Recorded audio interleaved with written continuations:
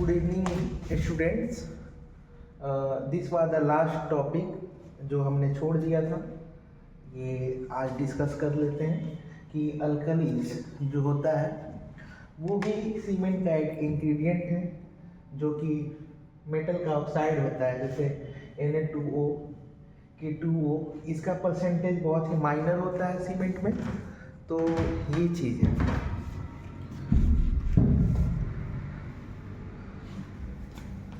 तो अल्कली जो है वो क्या करता है, इस चीज़ को समझते हैं। सबसे पहले अल्कलीज जो है, अल्कलीज के बारे में अगर बात किया जाए, अल्कलीज के बारे में अगर बात करें तो alkalis in the cement lead to efflorescence. ये क्या होता है कि एफ्लोरेंसेस एक केमिकल रिएक्शन है जो अल्कली वाटर के साथ रिएक्ट करता है और साल्ट के पैचेज जो होते हैं वो जो है सरफेस पे छोड़ देता है। इस चीज़ को समझने के लिए देख सकते हैं हम लोग, जैसे ये कोई सरफेस है, मान लेते हैं ये सरफेस है, सरफेस पे ये सरफेस हो गया। इस सरफेस में सीमेंट में क्या मौजूद है, Na2O मौजूद है, ठीक है, Na2O सॉरी, ठीक। तो ये मौजूद है, ये वाटर के साथ, एटमॉस्फेरिक वाटर के साथ रिएक्ट करके सॉल्ट बना लेता है।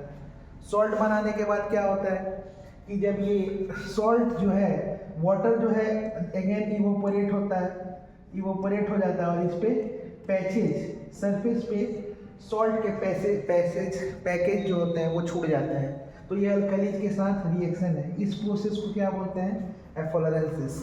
मतलब alkalis by virtue of it react with water and leave the salt patches on the surface of cement is called as efflorescence.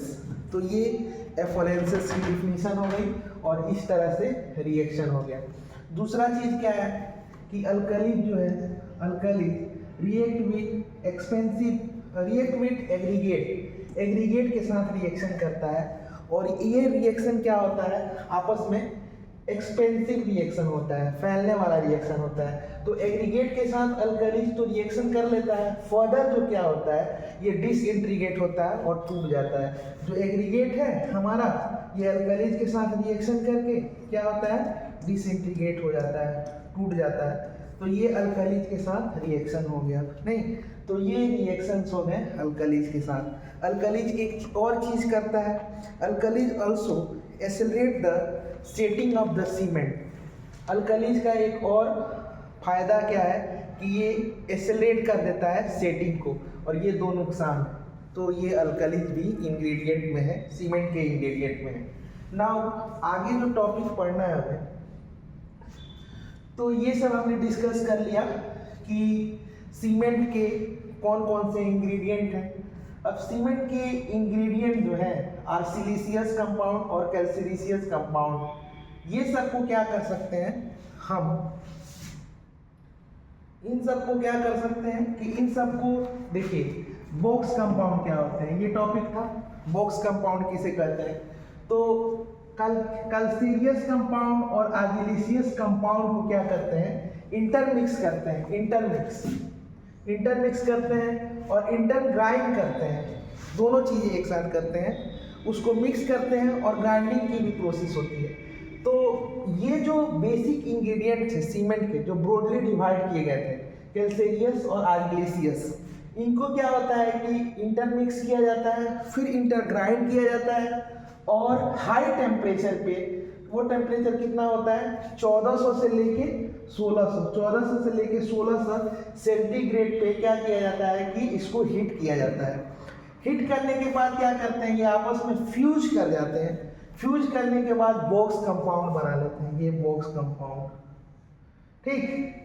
तो आर्जिलिशियस और कैल्सिलिशियस कंपाउंड आपस में 1400 और 1600 के आसपास टेम्परेचर पे जब इनको गर्म किया जाता है तो ये बॉक्स कंपाउंड बना देते हैं। और सीमेंट की जो एक्चुअल प्रॉपर्टी है वो यहीं से निकल के आती है, इन्हीं कंपाउंड से निकल के आती है। और सबसे पहले इसको कौन खोजा था?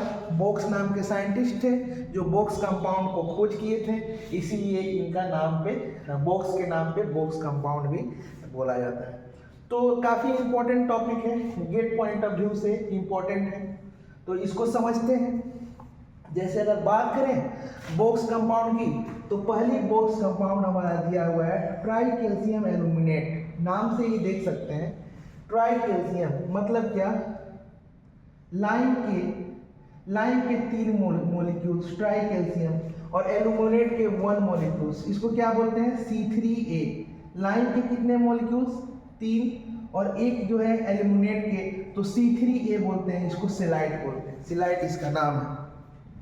तो याद रखेंगे इस बात को कि ड्राई कैल्शियम एल्यूमिनेट को C3A बोलते हैं, 3Ca plus dot Al2O3 scheelite. Understand? तो ये चीज हो गया। अब इसके बारे में देखते हैं। तो पहला लाइन क्या कर रहा है कि it undergoes hydration within 24 hour. ठीक है, 24 आवर। ठीक, तो ये 24 आवर में वाटर के साथ रिएक्शन कर लेता है और क्या करता है? हाइड्रेशन में चला जाता है। तो कंप्लीट हाइड्रेशन जो है C3A का क्या होता है? 24 आवर में हो जाता है। इसलिए ये रिस्पॉन्सिबल है किसके लिए? Flash setting of the cement. जो सीमेंट की तुरंत इमीडिएट जो स्ट्रेंथ निकल के आती है, इसके कारण निकल के आती है। किसके कारण आती है? C3A में किसके कारण आती है? C3 का कंप्लीट हाइड्रेशन होता है, वो 24 आवर्स में हो जाता है और फ्लैश सेटिंग देता है। ठीक, फ्लैश मतलब तुरंत इमीडिएट सेटिंग। अब C3A होना भी चाहिए क्योंकि इसमें क्या मौजूद है? Al2O3 मौजूद है, और Al2 हम लोग क्या पढ़े थे कि ये फ्लैश सेटिंग के लिए रिस्पॉन्सिबल होता है। तो यहाँ पे Al2O3 है, इसलिए ये फ्लैश सेटिंग में मदद करता है। क्योंकि इसके इंग्रेडिएंट में हम पढ़ लिए थे कि Al2O3 जो होता है वो किस चीज़ में मदद करता है? फ्लैश सेटिंग में। तो इसमें मौजूद है Al2O3, इसलिए ये फ्लैश सेटिंग करता है। नाउ सेकेंड पॉइंट कर रहा है it produce maximum heat of hydration. ठीक है, during the maximum it produce maximum heat during the hydration process. Hydration process, इसका कहने का मतलब क्या है कि 24 आवर में ही ये जो है हीट ऑफ हाइड्रेशन जो है वो इवॉल्व कर देता है। ठीक है, तो and lead to the development of cracks. मतलब क्या होता है कि जैसे ये इसको ऐसे समझ सकते हैं कि इसमें सीमेंट के पार्टिकल हैं C3A। अब ये क्या कर रहा है? वाटर के साथ हाइड्रेशन हो रहा है, वाटर के साथ हाइड्रेशन की प्रोसेस हो रही है। और हाइड्रेशन कैसा प्रोसेस होता है? एक्सोथर्मिक रिएक्शन होता है। एक्सोथर्मिक रिएक्शन में क्या होता है बाबू? एक्सोथर्मिक रिएक्शन में हीट इवॉल्व होता है। तो हीट इवॉल्व हो रहा है, हीट इवॉल्व हो रहा है, हीट निकल रहा है। हीट निकलने के कारण क्या होता है? जो इसमें वाटर होते हैं वो वेपोराइज फॉर्म में हो जाते हैं, और जब यहाँ से वाटर इवोपोरेट करता है तो सरफेस पे क्या छोड़ देता है? क्रैक्स। ठीक, क्रैक्स छोड़ देता है। तो due to the evaporation of water, because hydration is exothermic process, और एक्सोथर्मिक प्रोसेस होने के कारण ये सरफेस पे क्रैक छोड़ देता है। तो ये टॉपिक है क्लियर, ये लाइन क्लियर हो गया। तीसरा लाइन क्या कर रहा है? It also reduce the strength. तो क्या होता है? C3A जो है वो रिड्यूस कर देता है स्ट्रेंथ को, resistance of the cement against the sulphur. ये चीज यहाँ से देख सकते हैं कैसे स्ट्रेंथ को रिड्यूस कर देता है। जैसे जैसे आप ट्राई कैल्शियम एल्यूमिनेट डालते जाएंगे, हाइड्रेशन की प्रोसेस ज़्यादा होते जाएगी। हाइड्रेशन की प्रोसेस होगी तो ये इवोपोरेशन भी ज़्यादा होगा, हीट ऑफ हाइड्रेशन ज़्यादा निकलेगा, और जब वाटर निकलेगा तो क्रैक छोड़ते जाएगा, और क्रैक होने के कारण इसमें क्या हो जाएगा? वीकनेस आ जाएगी। तो ये लाइन यहाँ से समझ में आ रही है कि एल्यूमिनेट होने के कारण क्या होता है कि ये स्ट्रेंथ जो है वो कम देता है। ठीक, स्ट्रेंथ कम क्यों देता है? क्योंकि क्रैक्स निकल के आ जाते हैं। और क्या होता है कि ये सल्फर जो है, सल्फर हमारा रिएक्ट किससे करता है? वो दो चीज से रिएक्ट करता है। एक तो कैल्शियम से रिएक्ट करता है, सल्फर का अटैक किस पे होता है, कैल्शियम पे होता है और एल्यूमिनेट पे होता है, Al2O3 पे होता है। ठीक, ये सल्फर इससे रिएक्ट करता है और ये सल्फर इससे रिएक्ट करता है और वॉल्यूमेट्रिक का चेंज करता है, मतलब वॉल्यूम का चेंज करता है। तो चेंज होने के कारण क्या हो गया बाबू कि सल्फर अटैक होता है और ये ड्यूरेबिलिटी को प्रभावित करता है। नहीं, क्योंकि ये जो चीज़ है बाबू, ये सल्फर जब कैल्शियम पे और एल्यूमिनेट पे से रिएक्शन करेगा और ये रिएक्शन वॉल्यूमेट्रिक चेंज होता है, इसमें वॉल्यूम का चेंज होता है सल्फर के कारण, तो ये क्या डेवलप कर देगा, क्रैक डेवलप कर देगा। और क्रैक डेवलप करने के कारण सरफेस जो क्या हो जाएगा, वीकन हो जाएगा, जो सीमेंट है वो वीक हो जाएगा। तो इस वजह से ये चीज हो गई। ठीक, तो it is a harmful ingredient of the cement, इसलिए क्योंकि इसके जो भी देख रहे हैं इसमें हानि ही हानि है, इसलिए इसको क्या बोलते हैं कि हार्मफुल इंग्रेडिएंट ऑफ सीमेंट। क्योंकि जैसे जैसे बढ़ा रहे हैं स्ट्रेंथ को भी डिक्रीज कर रहा है, सल्फर का अटैक भी हो रहा है, पोर्स भी क्रिएट हो रहे हैं और फॉल्स सेटिंग भी दे रहा है। ठीक, तो इस वजह से इसको क्या करते हैं हम लोग, इसको क्या करते हैं, इसके साथ काम भी नहीं कर पाएंगे क्योंकि फॉल्स सेटिंग दे देगा तुरंत। तो इस वजह से इस इंग्रेडिएंट को क्या बोलते हैं, हार्मफुल इंग्रेडिएंट बोलते हैं। और इस वजह से इसका जो परसेंटेज है सीमेंट में वो भी कम होता है, 4 से लेके 14% तक होता है। ठीक, तो ये तो कैल्शियम एल्यूमिनेट की कहानी हो गई, C3A की कहानी हो गई। तो ये पहला वॉक्स कंपाउंड हमने पढ़ लिया और ये देखा कि ये एक सीमेंट में हार्मफुल इंग्रेडिएंट है और इसका जो परसेंटेज है वो 4 से लेके 14% तक वेरिएशन करता है।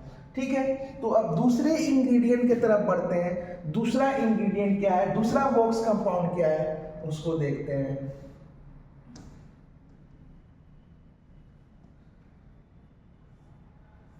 दूसरा वॉक्स कंपाउंड देखते हैं।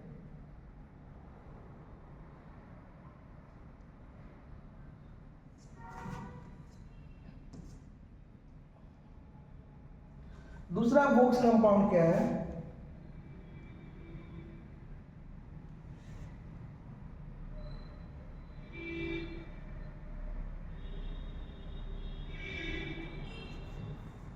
दूसरा वॉक्स कंपाउंड क्या है, इसको पढ़ने से पहले ये दो नोट है, ये मैंने पढ़ा हुआ है, फ्लैश सेटिंग टाइम काफी समय से आ रहा है, फ्लैश सेटिंग टाइम आ रहा है। दूसरा क्या आता है, फॉल सेटिंग टाइम।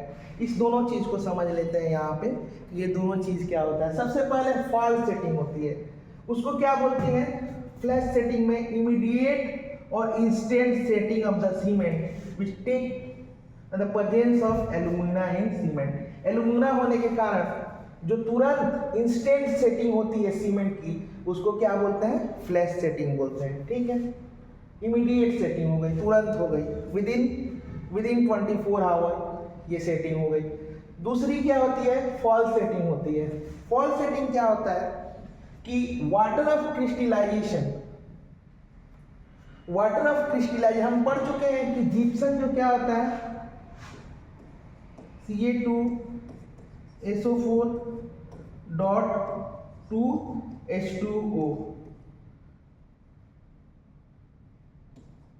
CaSO4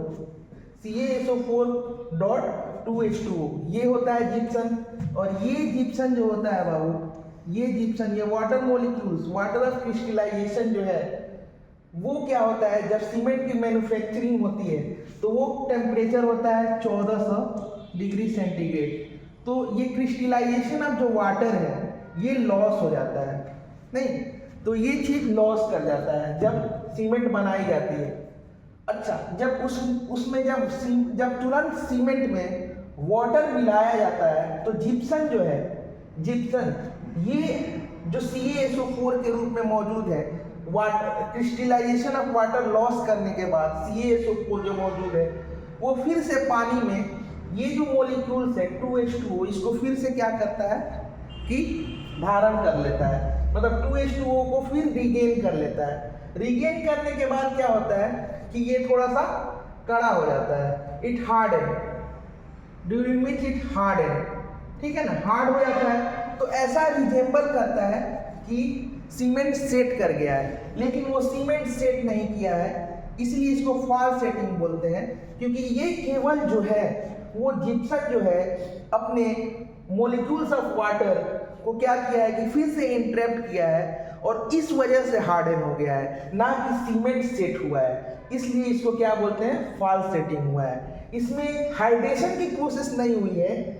इसमें क्या हुई है, the loss of water crystallisation, जो पानी का लॉस हुआ है उसको दोबारा रिगेन कर लिया गया है, इस वजह से हार्डन हुआ है। इसमें हाइड्रेशन की चीज़ें नहीं हुई हैं, इस वजह इसको फॉल्स सेटिंग बोलते हैं।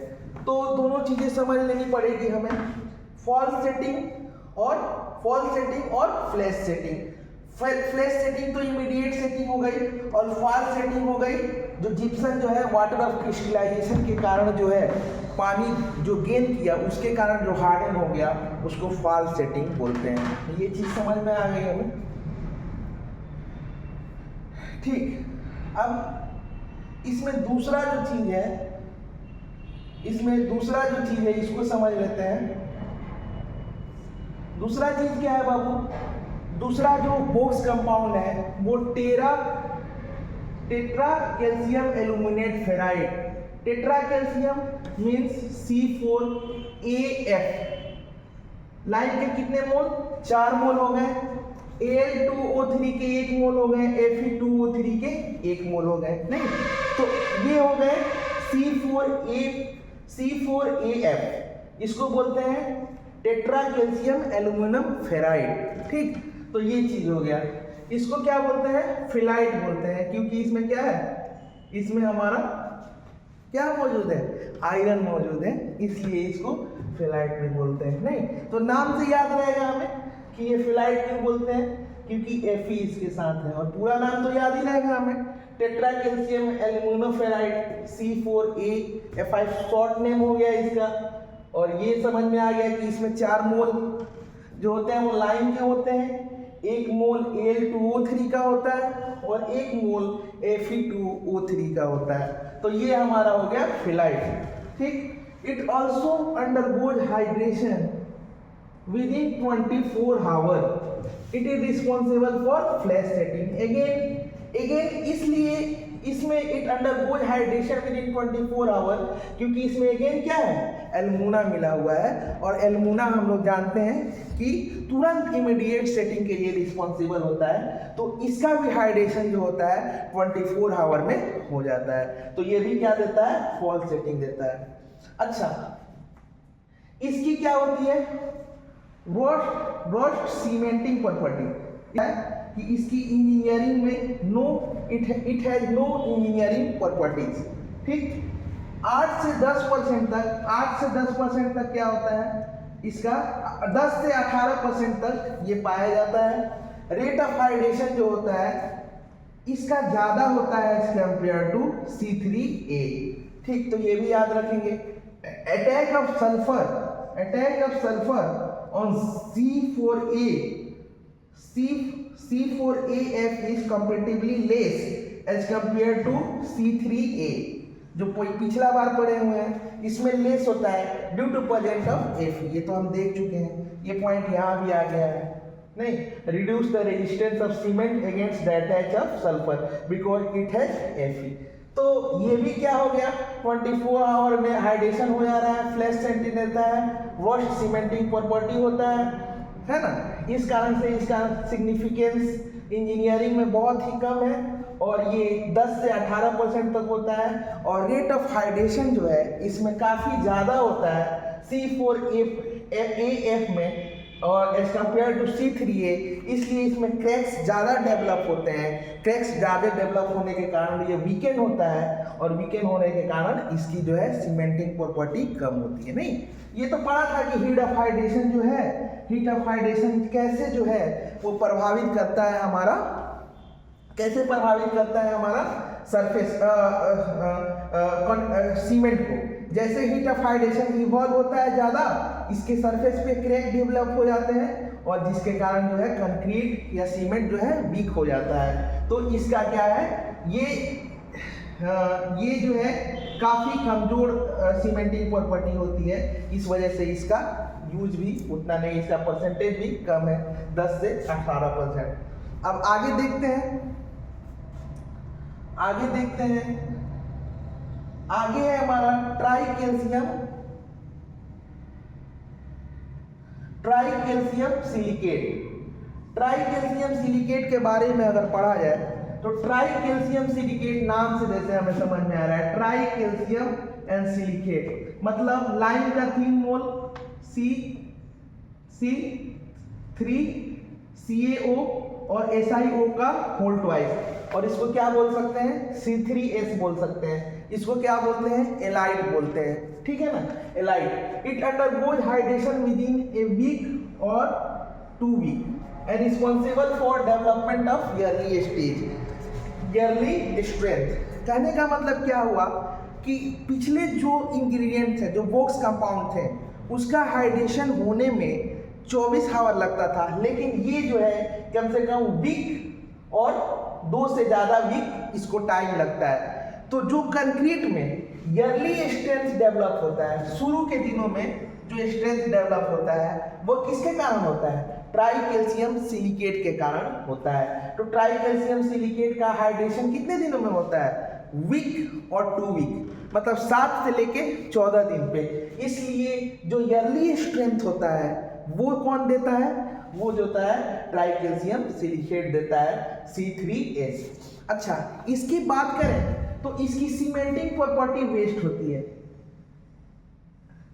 Best cementing property amongst all box compound होना भी चाहिए, क्योंकि ये भी स्ट्रेंथ देता है, सिलिकेट भी स्ट्रेंथ देता है और CaO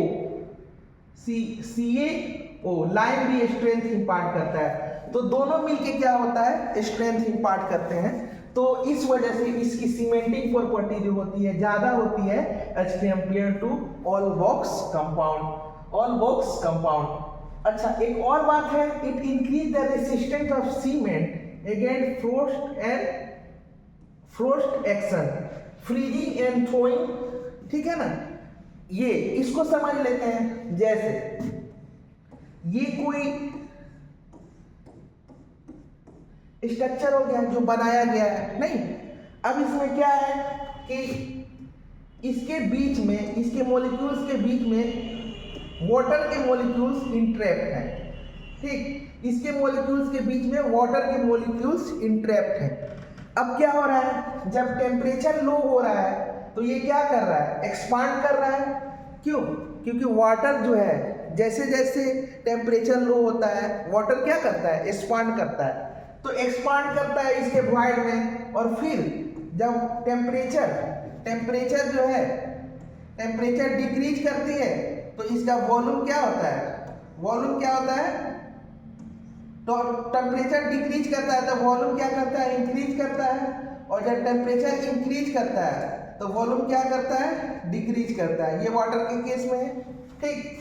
तो ये वॉल्यूम इंक्रीज और डिक्रीज करने से क्या करता है कि ये अपने आसपास के जो मॉलिक्यूल्स हैं, जो सीमेंट के इंग्रेडिएंट हैं, उनमें क्या क्रिएट करता है, अनस्टेबिलिटी क्रिएट करता है, जिसको फ्रोस्ट एक्शन बोलते हैं, freezing and throwing melting of this water molecules with in the cement pores.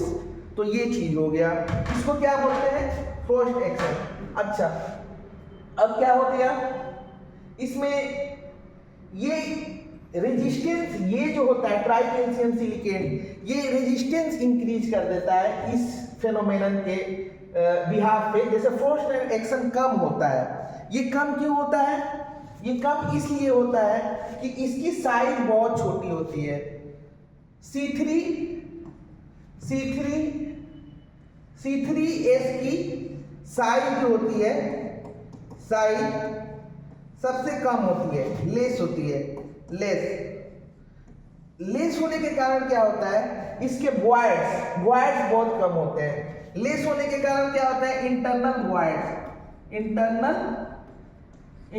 Voids बहुत कम होते हैं।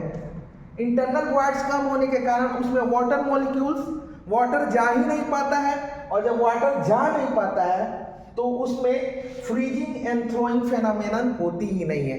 तो इसलिए ट्राई कैल्शियम सिलिकेट्स के जो पार्टिकल्स होते हैं वो बहुत छोटे होते हैं, उसके पोर्स बहुत छोटे होते हैं, इसलिए उसमें वाटर जो है पहुंच नहीं पाता है। इस वजह से फ्रीजिंग एंड थ्रोइंग एक्शन हो ही नहीं पाती है। तो इसके खिलाफ क्या हो गया है कि ये इंक्रीज रेजिस्टेंस को इंक्रीज कर देता है फ्रीजिंग एंड थ्रोइंग में। ओके, तो ये चीज हो गई। अब इसका परसेंटेज कितना है? ये 45 से 65% तक पाया जाता है।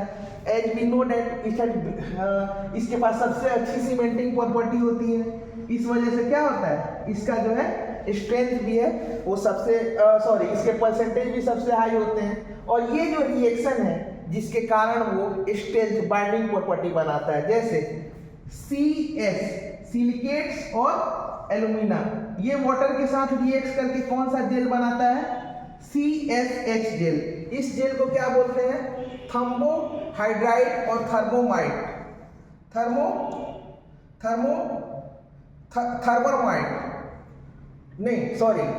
थर्मोहाइड्राइड और टोबरमाइड जेल बोलते हैं। टोबरमाइड जेल बनाता है, ये जेल का नाम है टोबरमाइड जेल। ठीक, और ये जेल के पास क्या होती है? सीमेंटिंग प्रॉपर्टी होती है। जैसे ये C3S try calcium silicate water के साथ रिएक्शन करके क्या बना देता है? CSH बना देता है, और ये CaOH का होल ट्वाइस जो होता है रिलीज करता है, ये रिलीज करता है। ठीक है, तो ये रिलीज करता है। ये जो चीजें रिलीज होती हैं, CaOH का whole twice release during the hydration due to, इसको क्या बोलते हैं? इसको लीचिंग बोलते हैं। लीचिंग इस प्रोसेस को क्या बोलते हैं? लीचिंग बोलते हैं। ये CaOH का होल ट्वाइस का निकलना, इसको लीचिंग बोलते हैं। तो ये 20 से 50%, 20 से 25% तक क्या होता है? लीचिंग होता है। ठीक, अच्छा, और इसी जेल के पास, ये जो जेल है इसके पास क्या होता है? बाइंडिंग प्रॉपर्टी होती है। इसके पास हमारी बाइंडिंग प्रॉपर्टी होती है जिसके कारण सीमेंट जो है बाइंड करता है किसी मटेरियल को। ठीक है, तो ये चीज याद रखना है। इसके प्रॉपर्टी के बारे में, लीचिंग के बारे में और आगे पढ़ेंगे हम लोग कि ये लीचिंग जो क्या करता है? Reduce the tendency of corrosion. ये क्यों करता है? क्योंकि इसके कारण क्या होता है? पीएच जो है इंक्रीज कर जाती है, और पीएच इंक्रीज करने के कारण जो होता है कोरिजन जो क्या होता है वो कम होने लगता है। तो इसका एक फायदा है और इसके नुकसान भी हैं। नुकसान और फायदे दोनों एक साथ देखेंगे। इसके नुकसान क्या है और फायदा क्या है? फायदा तो यहाँ अभी बता दिया हमने कि ये कोरिजन को क्या करता है? रेजिस्ट करता है। कैसे रेजिस्ट कर सकता है? पीएच को इंक्रीज करके। तो ये चीज हमने पढ़ लिया। ट्राई कैल्शियम सिलिकेट की ईयरली स्ट्रेंथ देता है, बेस्ट सीमेंटिंग प्रॉपर्टी होता है, increase the resistance of cement against force and action करता है। इस वजह से सबसे ज्यादा मात्रा में इसको ही पाया जाता है 45 से 65% तक। और ये रिएक्शन भी देख लिया हमने, ये रिएक्शन कैसे जो है टोबरमाइड जेल बनाता है, और इसके साथ लीचिंग भी देख लिया। और ये लीचिंग क्या करता है कि कोरिजन जो होता है कोरिजन उसको क्या करता है? रिइंफोर्समेंट को रिड्यूस करता है, कम करता है। ठीक है, अब इसके साथ जो है लास्ट अच्छा ये चीज देख लेते हैं, इस चीज को समझ लेते हैं थोड़ा सा। इस चीज को समझ लेते हैं कि जो बॉक्स कंपाउंड C3S था, जो C3S ये क्या होता है? 2 सप्ताह के अंदर स्ट्रेंथ जो है वो गेन कर लेता है। ठीक, इसलिए इसको पेवमेंट कंस्ट्रक्शन में यूज होता है। क्योंकि पेवमेंट कंस्ट्रक्शन में क्या होता है कि हमें जल्दी से स्ट्रेंथ चाहिए होती है ताकि हम रोड को तुरंत खोल दें ट्रैफिक के लिए। इसलिए क्या होता है कि पेवमेंट कंस्ट्रक्शन में C3S का यूज करते हैं, क्योंकि ये तुरंत इसकी बाइंडिंग प्रॉपर्टी भी अच्छी होती है और तुरंत स्ट्रेंथ निकाल के देता है 7 से 14 दिन में। ठीक, इसलिए पेवमेंट कंस्ट्रक्शन में इसका यूज होता है। ठीक, C3S प्री फैब्रिकेटेड स्ट्रक्चर में यूज होता है, क्योंकि प्री फैब्रिकेटेड स्ट्रक्चर है, इसमें ढलैया कर देते हैं हम लोग और फिर इसको निकालना होता है। तो तुरंत जब तक ये स्ट्रेन गेन करता है तो इसको निकाल सकते हैं हम लोग और फिर रीयूज कर सकते हैं। कोल्ड वेदर के लिए यूज कर सकते हैं हम लोग, नहीं कोल्ड वेदर में, क्योंकि कोल्ड वेदर के कारण हाइड्रेशन जो क्या होता है, हाइड्रेशन जो होता है वो डिक्रीज करता है, ठीक है ना। और ये क्या होता है, हाइड्रेशन की प्रोसेस जो है डिक्रीज कर जाती है और इसकी कैपेबिलिटी क्या है कि ये तुरंत सेट करता है, इसलिए कोल्ड वेदर में क्या है कि हम लोग इसको यूज कर लेते हैं। चौथा क्या है, where formwork is necessary. जैसे हम लोग स्लीपर बनाना है हमें, है ना, तो स्लीपर के लिए क्या होता है, फ्रेम होता है। अभी स्लीपर के लिए क्या होता है, स्लीपर बनाना है, फ्रेम होता है, इसमें ढलैया कर दिए, फिर कुछ दिन बाद ये फ्रेम निकाल के दूसरा स्लीपर बना लिए। तो जहाँ जहाँ हमें फोम वर्क की जरूरत होती है वहाँ वहाँ हम C3S को इंक्रीज कर देते हैं, ताकि तुरंत निकाल के फॉर्म को दोबारा है दूसरा मटेरियल, दूसरा स्लीपर बनाया जा सके या दूसरा कंस्ट्रक्शन किया जा सके। इसलिए स्पीडी कंस्ट्रक्शन के कारण, कंस्ट्रक्शन के लिए C3S को हम इंक्रीज करके रखते हैं, ठीक। तो ये कुछ यूजेज हो गए जो C3S के यूज हैं, इसको हमने देख लिया।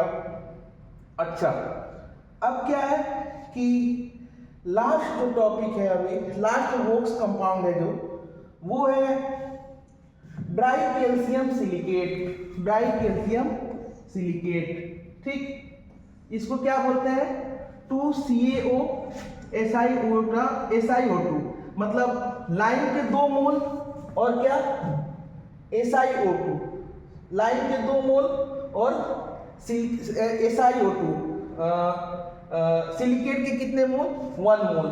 तो इसको बोलते हैं C2S, इसको बिलाइट बोलते हैं, ठीक। अब इसका प्रॉपर्टी देख लेते हैं, इसका प्रॉपर्टी क्या होता है, it undergoes hydration within a year. इसको हाइड्रेशन होने में, वाटर के साथ रिएक्ट करके सेट करने में 1 साल लग जाता है, ठीक है ना।